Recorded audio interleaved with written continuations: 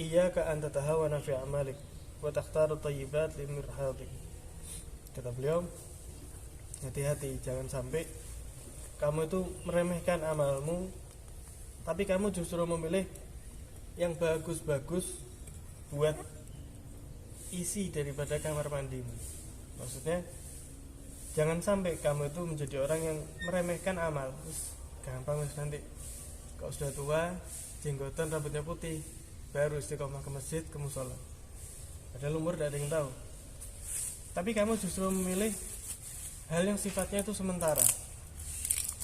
Misalnya, yang penting bisa dapat fasilitas yang luar biasa, dapat makanan yang enak, amal nanti nomor 2. Jadi kamu itu memilih, jangan sampai kamu meremehkan yang kekal. Kamu meremehkan yang kekal, yaitu amal itu kan kekal. Nanti di akhirat orang mendapatkan balasannya kan kekal. Tapi kamu milih yang paling bagus justru untuk WC-mu istilahnya, untuk toiletmu. Karena seperti kelezatan makanan itu kan sifatnya kan sementara. Bukan berarti tidak boleh. Yang beliau maksud itu jangan sampai kamu itu memprioritaskan apa yang sesaat dengan mengkorbankan yang abadi. Maksudnya kayak gitu. Bukan berarti tidak boleh makanan yang lezat, boleh. Apalagi untuk menikmati mensyukuri nikmat Allah luar biasa. Tapi maksudnya beliau, jangan sampai kamu itu meremehkan yang kekal. Puasa sunnah kok. Ini makan enak-enak, mosok loh. Jangan. Soalnya itu berarti kamu memprioritaskan yang sesaat. Kan makanan kan hanya lewat ya. Meskipun kalau itu disyukuri luar biasa. Tapi justru amalan-amalan yang harusnya bisa kamu dapatkan di waktu itu, seperti Muharram ini, kamu lewatkan. Nah, jangan sampai, kata beliau. Wahdhar nafsaka allati baina janbik fahiya allati tahtibu alaik thumma la tufariqu sahibaha ila al-maut. Kemudian nasihat beliau juga kepada kita, dan hati-hati kamu tadi itu atas hawa nafsu yang ada di dalam dirimu. Karena tidak semua orang menyadari musuh terbesar itu apa? Ya nafsu yang ada dalam dirinya. Bahkan nafsu ini kekuatannya lebih daripada setan, nafsu itu. Kalau dia sudah jahat ya. Kenapa? Karena nafsu itu yang selalu memusuhi kamu. Bahkan nafsu itu tidak berpisah daripada orang yang diganggu tadi itu sampai kapan? Sampai mati. Nah kalau belum mati, tidak lepas. Lain bedanya sama setan. Setan itu kan musuh ya. Musuhnya manusia, supaya jauh dari Allah.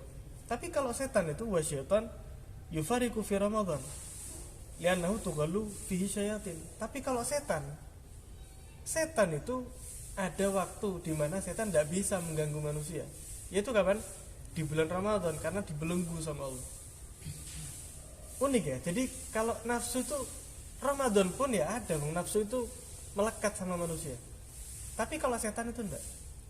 Nah, makanya kata beliau, maka dari itu kamu jangan kaget. Ada kalanya kamu itu mendapati orang yang membunuh di bulan Ramadan, orang yang mencuri di bulan Ramadan.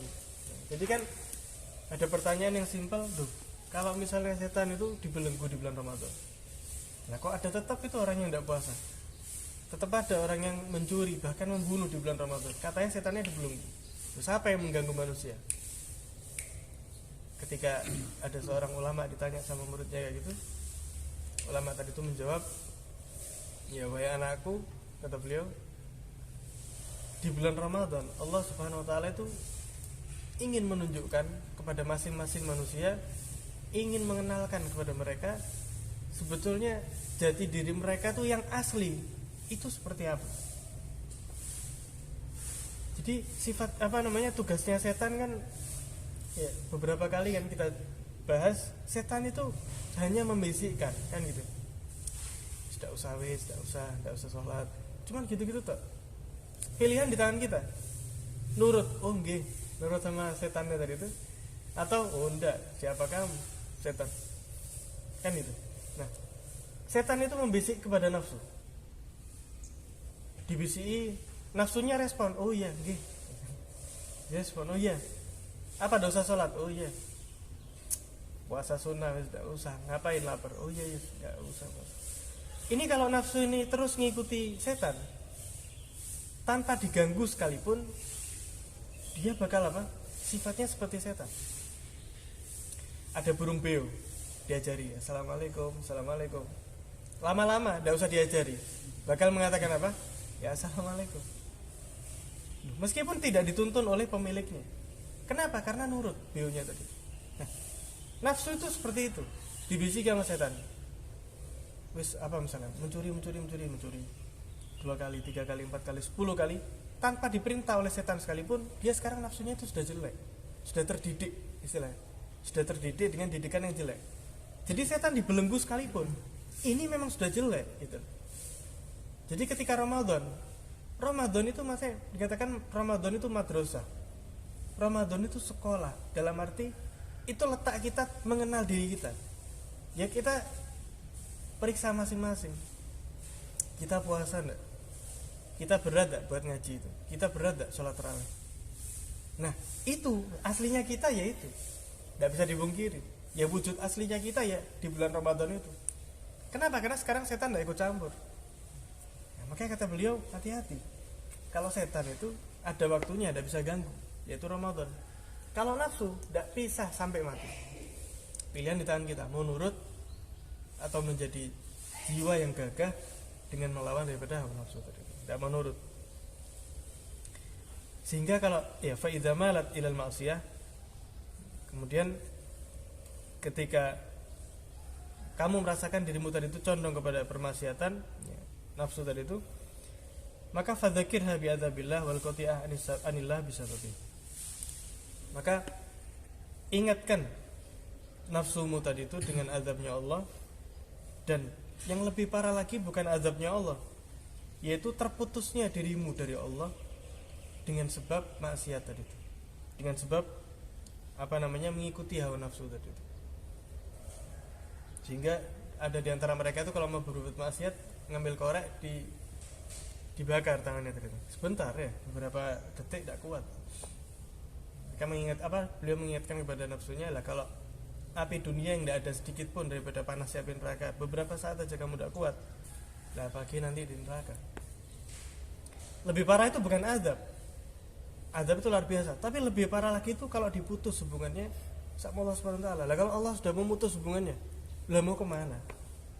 Mau mengharapkan siapa? Pengen dekat sama siapa? Nauzubillah. Kata beliau permisalannya itu, wal asal al masmum yutraku mal ilmi bihalawatihi lima fihi min wujudil adza. Perbuatan maksiat itu ya, ada kalanya menggiurkan, tapi itu ibarat madu yang di dalamnya itu dicampur dengan racun. Misalnya ada madu dicampur dengan racun, kira-kira orang bakal minum enggak? Loh ini manis loh, madu loh ini.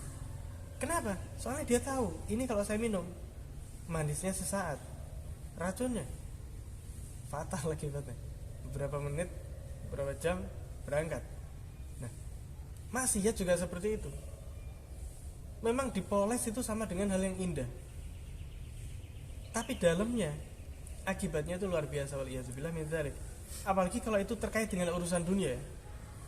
Kalau kata Rasulullah SAW, ad-dunya hulwatun khadirah. Dunia itu ibarat sesuatu yang manis, yang hijau, akan tetapi sesaat. Dalam riwayat yang lain, jifatun qadirah, yaitu bangkai yang menjijikkan. Sehingga dalam riwayat yang lain beliau mengatakan ad-dunya jifatun faman aradaha falyusbir ala mukhalatatil kilab. Dunia itu ibarat bangkai. Barang siapa yang memperebutkan dunia karena dunia, maka bersiap-siaplah rebutan sama anjing-anjing. Jadi dunia itu ibarat bangkai. Kalau orang mencari dunia karena dunianya tadi itu, maka siap-siap rebutan sama banyak orang tadi itu yang menginginkan dunia tadi itu juga. Bukan berarti melarang untuk mencari dunia ya. Jangan salah paham. Soalnya kadang sebagian orang kayak gitu. Maksudnya jangan mencari dunia itu kedonyan istilahnya, kasarannya itu. Bingung sama dunia itu karena dunianya. Nah kalau kayak gitu ya siap-siap. Berarti mencari dunia bukan karena Allah, tapi mencari dunia karena dunia tadi itu. Beda ketika orang mencari dunia, berusaha untuk dunia, tapi karena Allah, karena untuk menjaga dirinya daripada ketergantungan atas orang lain, demi untuk memberikan kepada orang lain. Nah, ini mulia. Tapi yang dimaksud di sini